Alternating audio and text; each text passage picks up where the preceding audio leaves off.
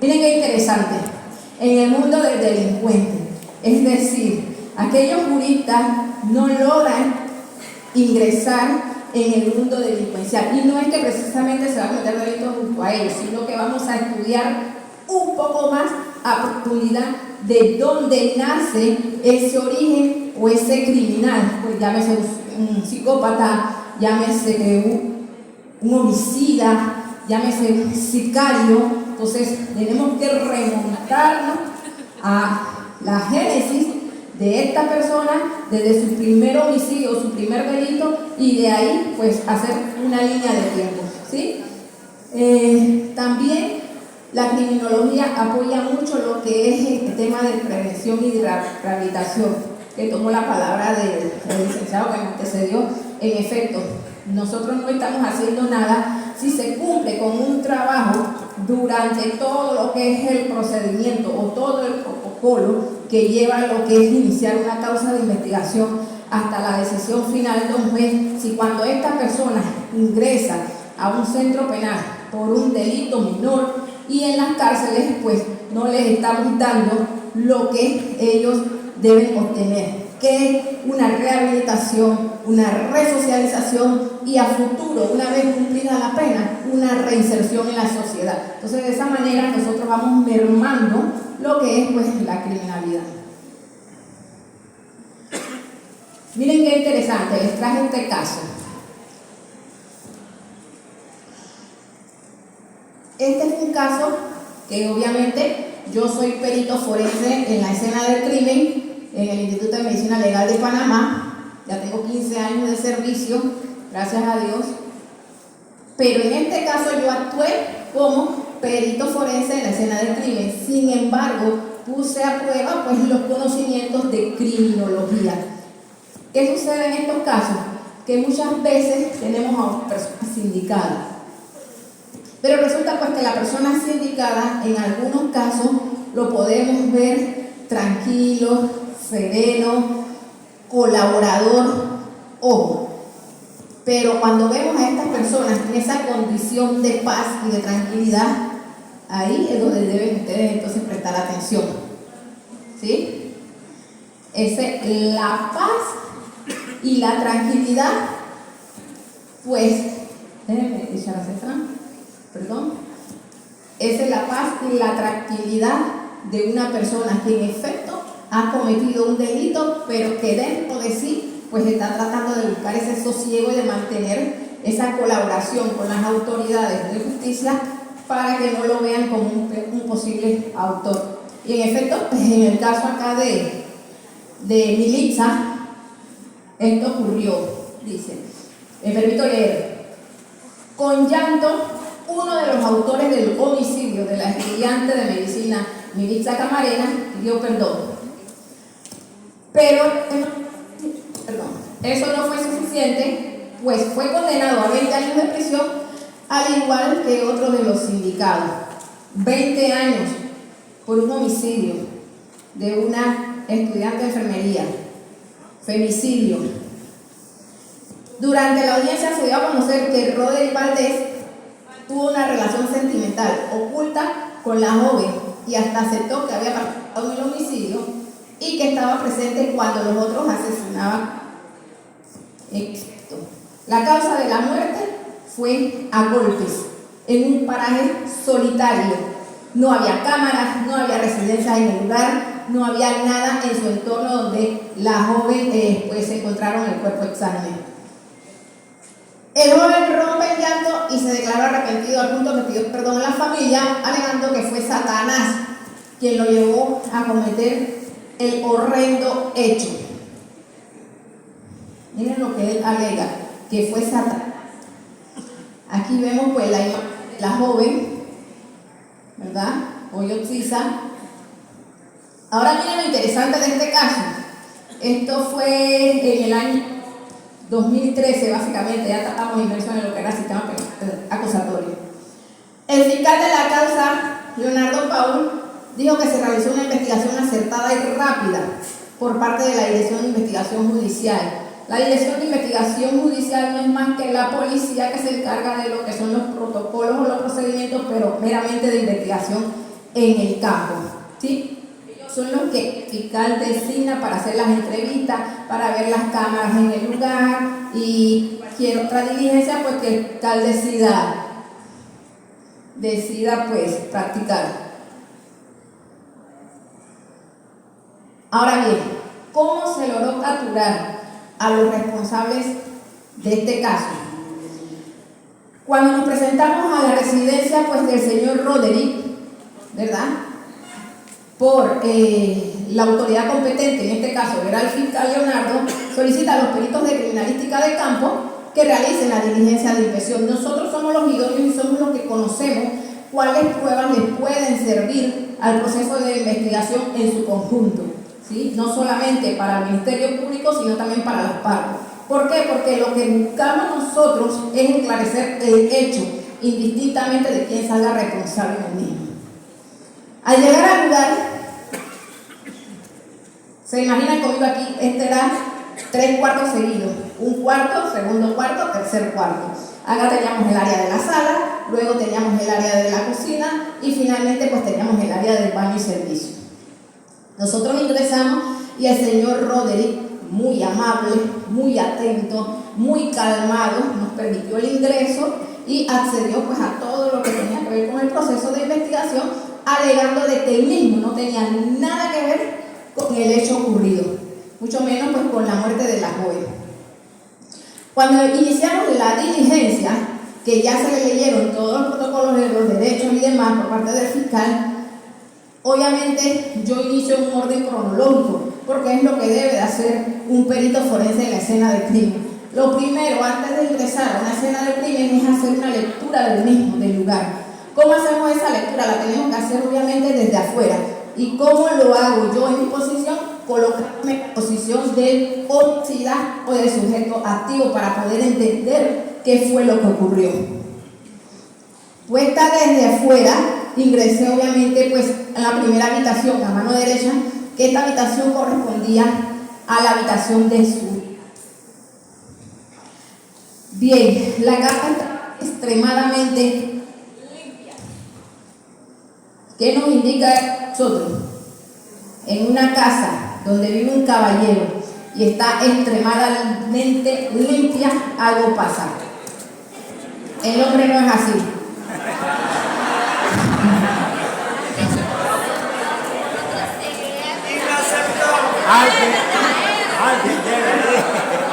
Lastimosamente, bueno, ya tienen una fama, Bueno, la casa estaba pulcra, barrida, trapeada, no había un solo trasto sucio en el fregador ni en la cocina, todo estaba como muy organizado, ¿sí? Al ingresar a la recámara de la niña, yo hago una diligencia de inspección, ¿verdad? Ocular, verificando de que exista algo que pueda ayudar al proceso de investigación, observando que todo estaba limpio y que todo estaba en su posición. Entonces pues vamos a pensar de forma contraria, busquemos lo que no debe de ser propio en esa habitación. ¿Y qué era lo que no era propio de esa habitación? Un par de zapatillas del señor. ¿Qué hacen un par de zapatillas del señor en la habitación de su niña? Eso no me hacía sentido a mí. Viendo toda la organización, si es un hombre muy organizado, lo ideal es que también las zapatillas estuvieran en la habitación de él. ¿Sí? El señor pues estaba cómodamente sentado, cooperando, contestando todas las preguntas del fiscal y demás, pero estaba en su zona de confort. Esa era la paz, la tranquilidad del desesperado, le digo yo. Esas zapatillas a mí me llamaron la atención, porque obviamente no hace sentido. ¿Qué hice por mi parte? Lo que hace un perito en criminalística y cuando más es especialista en escena del crimen. Nosotros trabajamos, cuando hay homicidio, trabajamos 4 en escena. Solamente 2 peritos de campo, un fotógrafo y un planimétrico. Nada más. Nada más. Los 2 peritos de campo se encargan, pues, uno de ir llevando las anotaciones porque debe existir una fijación descriptiva y el otro perito lo asiste con lo que son los elementos materiales en el lugar. El fotógrafo trata de lo que es su área, su fotografía, que queden bien tomadas, que no haga falta ninguna. Y el planimétrico, pues de medir cada uno de esos inicios que son ubicados en el lugar. ¿Para qué? Para cuando van ya a la audiencia todo quede debidamente documentado. Y eso son las pruebas que ustedes como abogados pueden presentar en las audiencias. Una vez fijadas ambas zapatillas dentro de la recámara, él estaba viendo lo que nosotros hacíamos. Yo fijé fotográficamente, fijamos descriptivamente y fijamos planimétricamente. Yo salgo con ambas zapatillas y ¿qué ustedes creen? Yo quiero buscar en la reacción del sujeto. Yo lo confronté con la zapatilla. Obviamente no es que yo le dije, es tuyo. No. Pues yo salgo de la recámara, las zapatillas eran literalmente usadas. Pero a pesar de que estaban usadas, obviamente uno tiene que tener la malicia de saber que las zapatillas habían sido lavadas. Dentro de la zapatilla, pues tenemos que ser observadores, no había nada. Sin embargo, en la parte trasera del talón había una pequeña mancha rosada, tenue. ¿Qué le indica a ustedes? E igualmente me indica a mí. Era sangre lavada. ¿Sí? Por eso era el color tenue rosado. Las suelas estaban sucias, lavó la zapatilla, más no las suelas. Y en el momento en que yo lo confronto, yo lo que hago es que salgo de la recámara y con ambas zapatillas en la mano, que fue lo que hice, lo ves aquí, yo me agaché y empecé con calma a revisar cada una de las zapatillas, a ver detalles. ¿Qué ocurrió? Que el señor en su zona de confort se levantó. Ya al levantarse, obviamente, no me da indicaciones, a mí me dio indicios de que algo ocurría con la zapatilla. Se levantó, buscó ¿qué? Un vaso de agua. Error. Contra un criminólogo y una criminalista, error. ¿Qué hicimos? Yo me llevo ambas zapatillas, porque ya esto para mí me es evidente de que hay una relación, posiblemente por la actuación del sujeto, no como criminalista, más sí como criminóloga, de que evidentemente algo ocurre con ella. Y vamos a hacer el descarte que es necesario en el laboratorio, ¿sí? Porque para eso nosotros también nos apoyamos de los laboratorios científicos de la criminalística. Llámese ADN, que en términos científicos es ácido desoxirribonucleico, ADN, en otras palabras. En ese sentido, pues, me llevo ambas zapatillas como indicio 1 e indicio 2. Siempre los indicios son separados, son individualizados de manera en que su embalaje no tenga contacto uno con el otro para que no exista transferencia de evidencia trazada en ninguna otra. Luego me desplacé a la segunda habitación impecable y finalmente pues me desplazo a la tercera habitación, que era la habitación del sujeto. En esa habitación pues buscamos todo. Créanme que yo amo lo que hago. Esto yo lo amo. Yo le digo a mi esposo que yo tengo un amante. ¿Saben cuál es? Mi profesión, mi carrera.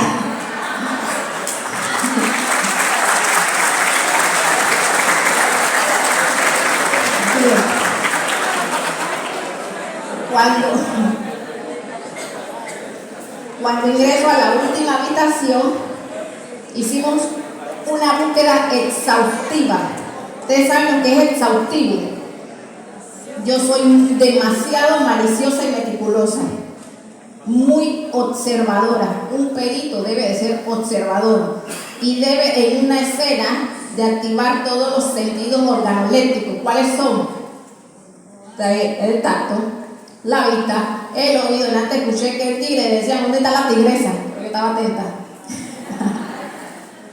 Bien, en la última habitación hicimos la búsqueda exhaustiva, no ubicamos nada.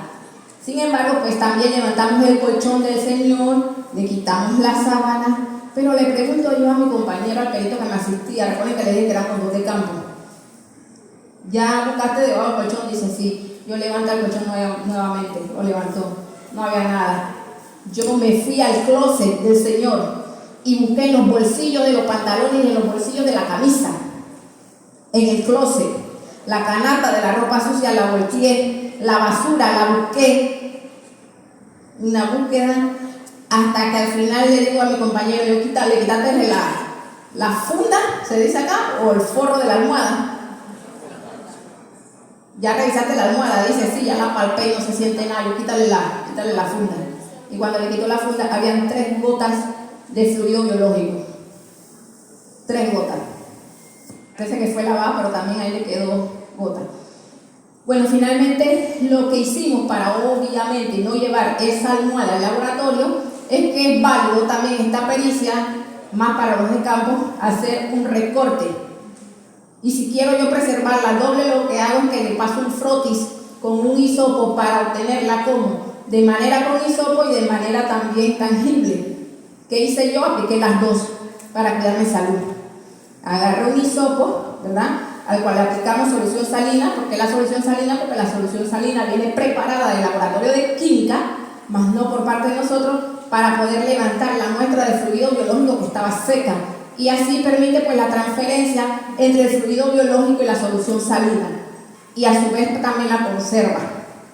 Y una vez que hice ese procedimiento, pues también hice un recorte y obviamente eso quedó fijado y plasmado y documentado por fotografía, por planimetría y de manera descriptiva. Hice el recorte y coloqué la pieza de recorte y la almohada pues donde quedaba el espacio, obviamente, para que eso constara dentro de la carpetilla que manejan los investigadores, que maneja el fiscal, que maneja la defensa, en fin. Finalmente, cuando las zapatillas van al laboratorio, se realiza el estudio, el análisis de ADN y marca coincidencia con la joven Militza. Eso que le digo al investigador, al juez y a las partes, de que la sangre de Militza estaban pues en las zapatillas de este sujeto. Ya con estas pruebas, como evidentemente ustedes lo han visto ahí, lo plasmó el fiscal, pues la aprehensión del mismo y no le queda más que reconocer el hecho. Tengo un video algo fuerte. Para los que no pueden ver, por favor tápense los ojos así.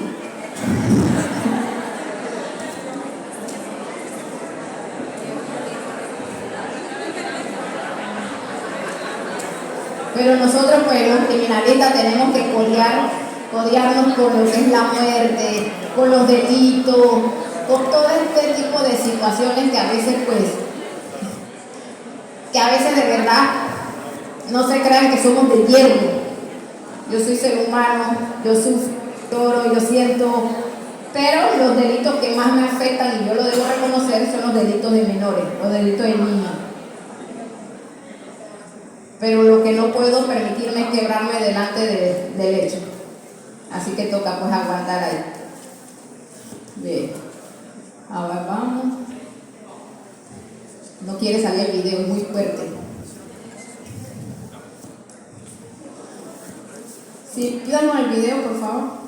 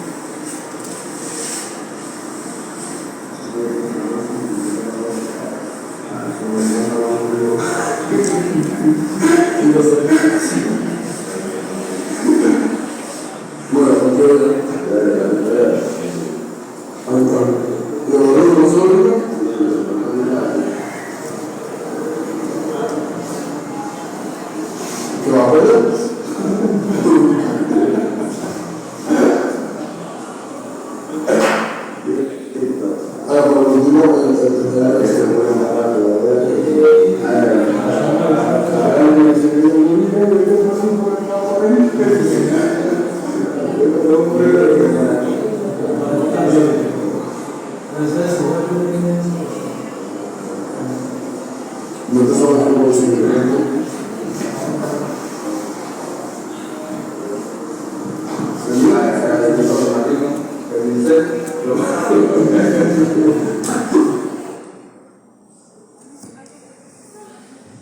¿Qué pasó?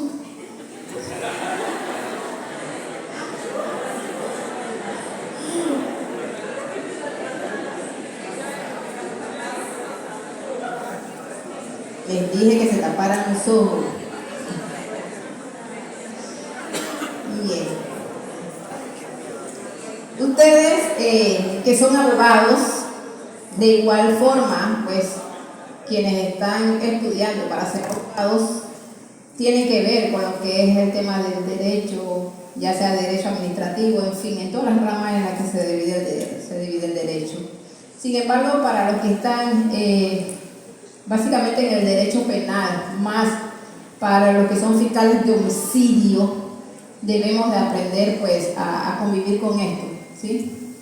Esto es nuestra realidad y tenemos pues que adaptarnos, porque al final de todo tiene un propósito, y el propósito muy bonito es poder llegar a la verdad, ¿sí? A la verdad y poder explorar eso que se tiene. En este video que ustedes notaron, que ustedes vieron, pues ven de que como criminólogos ya no hay un sentido de respeto a la vida, ¿sí? Ya no hay ese amor por la vida, no hay respeto, no hay temor de Dios. Ven cómo se gozaban, cómo se mofaban de las condiciones en que el mismo cadáver, el mismo cuerpo, pues vamos a hablar del cadáver porque obviamente el joven pues murió, de que el mismo cuerpo, todas esas condiciones que se van dando dentro de ese proceso hasta llegar al fallecimiento. Ellos se burlaban, se reían, decían, este duró menos, duró más. Aquí no era la primera vez. Ojo, no era la primera vez. Como criminalistas nos cuesta. Honestamente, ¿por qué nos cuesta? Porque este tipo de hechos, ¿sí?, en donde vemos un cuerpo exánime, ya sea en una suspensión completa o incompleta, generalmente lo que entiende la persona es: se suicidó. Se suicidó. ¿Cómo podemos nosotros ver de que efectivamente no es un suicidio, sino es un homicidio? Entonces, en esos temas hay que profundizar mucho más y sacar todos esos libritos que tienen los peritos en base a su experticia, su conocimiento, su experiencia, ¿sí?, su método de procesar la escena. Un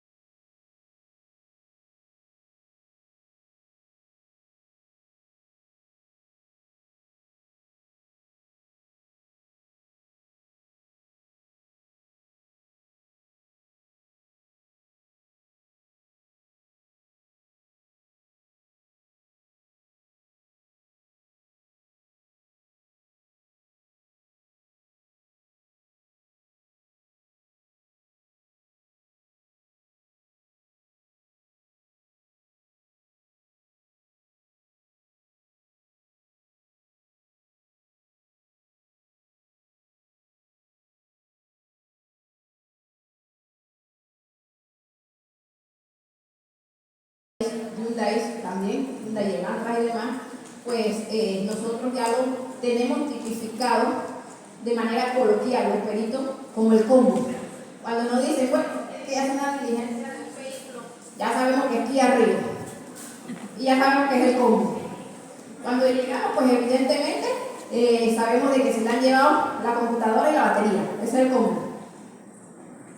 ¿Y por qué tenemos este tipo de delito que se ha proliferado? Pues porque la misma sociedad ha permitido de que el delito sea proliferado. También nosotros somos partícipes de que la delincuencia pues crezca. ¿Por qué? Porque es como yo le digo a los usuarios, ¿qué son los usuarios? El cliente que pone una denuncia ante el Ministerio Público. Si yo vengo ante usted y yo le realizo una diligencia de criminalística, es el Ministerio Público que me está designando hacer este caso, y yo me retiro con todo lo que he obtenido de esta diligencia, y usted, una vez que yo me retiro, usted va al primer mercado negro y compra una batería en $200, usted sigue dando motivo a que esto, ¿de qué vale que ponga la denuncia si usted está con una computadora que obviamente va a ser robada? Entonces, ese es un caso que se está dando en nuestro pan diario. Y acá pues, al costado izquierdo, vemos que hay una serie de números y de hecho, lo que alcanzo a ver es que inicia en el número 30 y eso fue un 25 de diciembre, levantamos 75 indicios, todos balísticos, casquillo, proyectil, todos balísticos, 75 indicios. Si un perito en una escena ve 200 indicios, pues toca. Eso va a ayudar al proceso de investigación y más allá pues proyecta a la Administración de Justicia de que está dando respuesta. Bien. Cadena de custodia, eso me toca a luego en un taller. Eso lo voy a pasar y voy a necesitar de 2 participantes.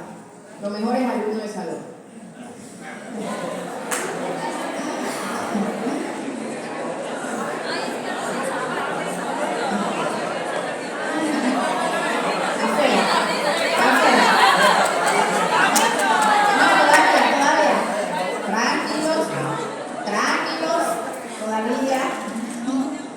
Bien, podemos observar aquí todo ayuda en el proceso de investigación, todo lo que tenemos aquí.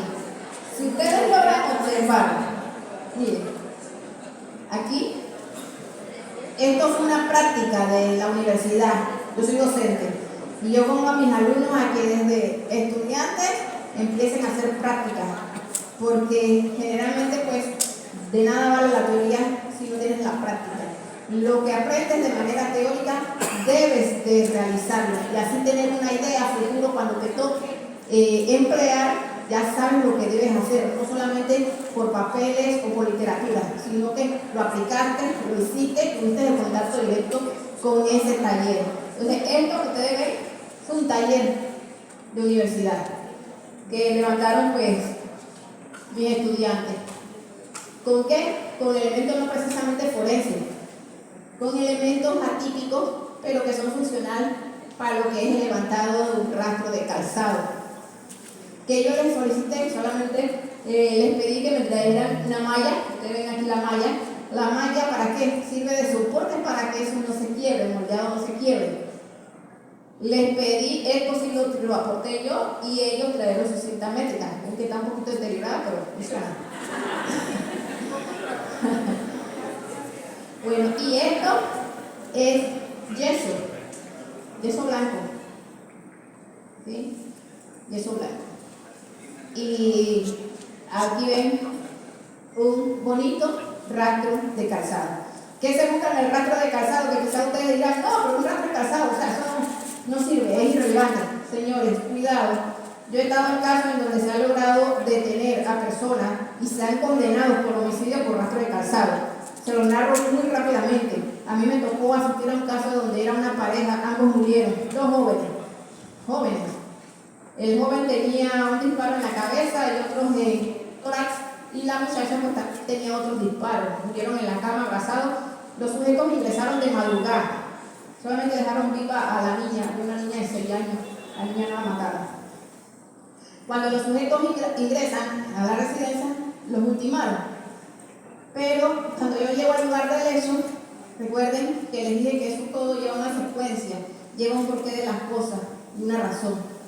Antes de ingresar, usted tiene que observar de que no exista una violencia en el marco de la puerta, que no exista una leve violencia en la cerradura, que no exista nada que a simple vista o de manera de que sea invisible también, o sea, buscarlo. Porque muchas veces el indicio está ahí, pero el indicio no le va a decir, uy, aquí estoy. Usted tiene que buscarlo. ¿Sí? ¿Qué había en la puerta? Había un rastro de calzado, pero este rastro de calzado estaba con lodo. Con lodo. ¿Qué ocurrió? Que obviamente el sujeto lo que hizo fue que pateó la puerta e ingresaron y ultimaron a la pareja.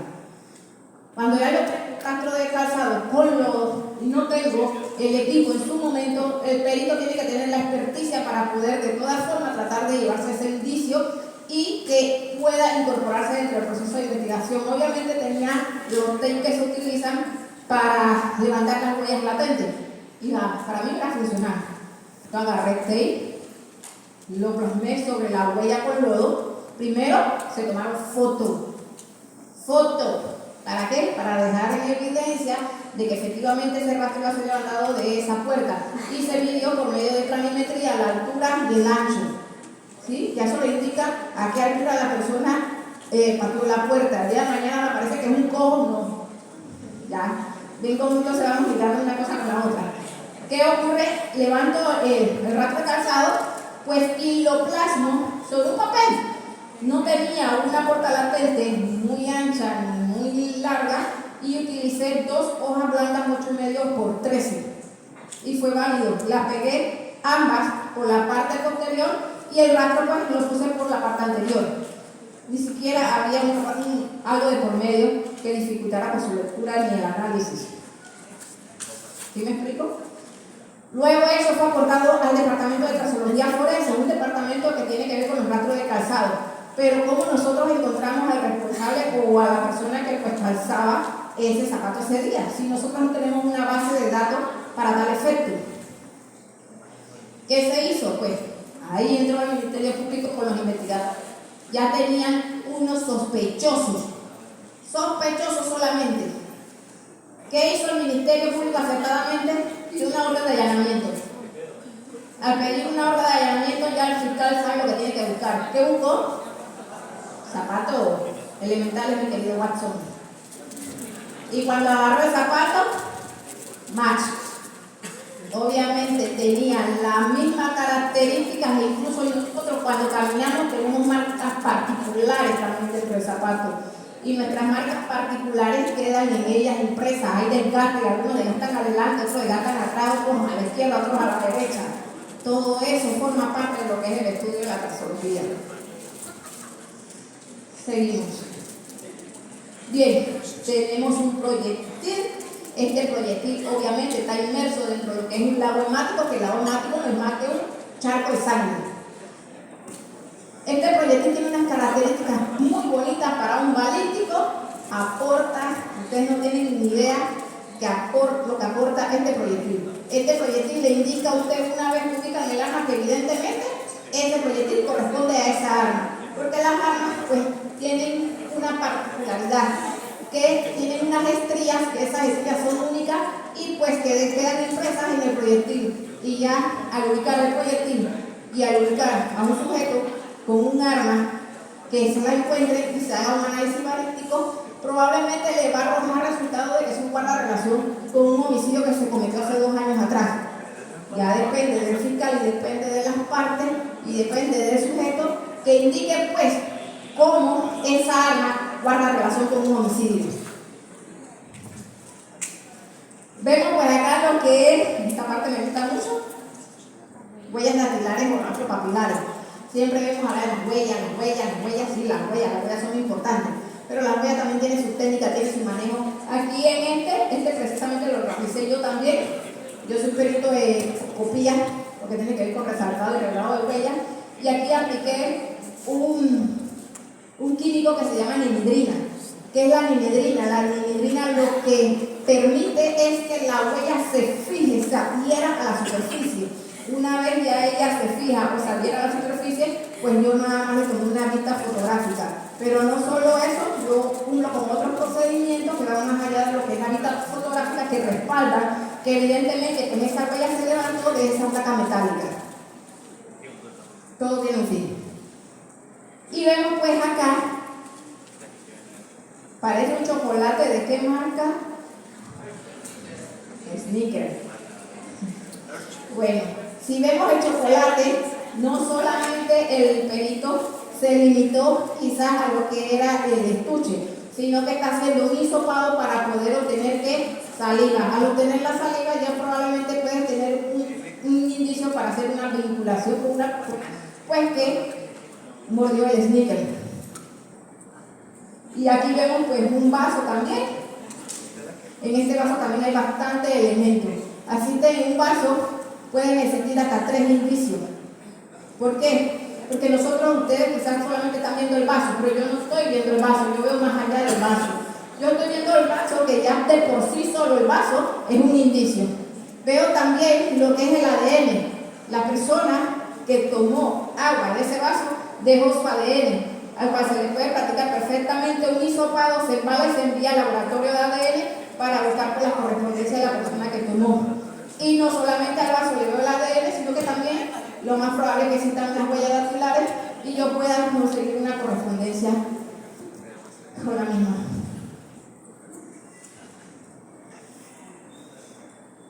Seguimos. Bueno, voy a pasar esto rápido. Como ustedes saben lo que es la criminología y la criminalística, que ambas son ciencias, pues nosotros cumplimos con ese rigor científico para ser señalados en una audiencia de cuál fue el método científico. Algunas veces los abogados, ustedes lo saben mejor que yo, preguntan cuál fue el método científico que usted utilizó para llegar a esa conclusión. Entonces nosotros tenemos que estar preparados para ese método científico. Ya estoy casi terminando, para no agotarlos. Muerte por suspensión, también pues aquí nada más detrás de este caso, ¿ven? Este también fue uno de mis casos. Era una joven asiática. Ahí todavía había que investigar un poquito más, porque yo como criminóloga había cosas que no me encajaban, pero ya se desprendía de mí, sino que era parte del proceso del fiscal y él tenía que ahondar un poco más en el tema, ya que esta chica era una joven de apenas 17, 18 años y era asiática, tenía unas condiciones económicas buenas, vivía en una casa de 3 pisos y tenían incluso negocios, pues entonces a simple vista parecía que no existía nada para que ella pues finalmente se ahorcara. Y la posición cuando nosotros precisamente estaba ahí, la habían bajado, pero lo que a mí me llamaba la atención es que ella se había ahorcado de aquí.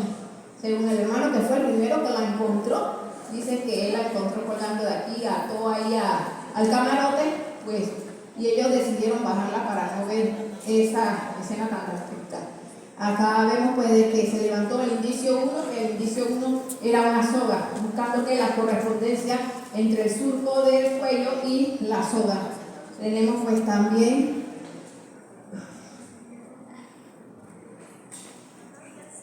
a ver, ¿qué pasó? Acá vemos el indicio 2, que correspondía pues a una hoja, eran como 3 páginas. La letra no la lograba yo entender muy bien, pero para mí era importante. Dentro del escrito pues habían algunas cosas que parecen ser, os daba, muchas veces los chicos dan señales, pero uno no le presta atención a esas señales de alerta. Entonces todavía señales que ella estaba pasando por un momento de depresión. 3, pues obviamente lo que les dije, si ustedes logran observar, ya ven un cuaderno. Estoy buscando es hacer la correspondencia entre las notas que ubiqué y el cuaderno que me indicaron que era de ella, para ver pues de que ambas letras coincidieran al momento del análisis de documentología. Pues y Finalmente vemos aquí porque el último indicio que yo me llevé era un celular. Ustedes deben de recordar y saber pues de que son mucho más jóvenes que yo. Básicamente nuestra vida a veces la dejamos en el celular, donde fuimos, la foto, la última llamada, el último video y demás. Entonces, para toda investigación es importante hacer una triangulación con el tema de los celulares. Y bueno, pues agradezco a todos por escucharme.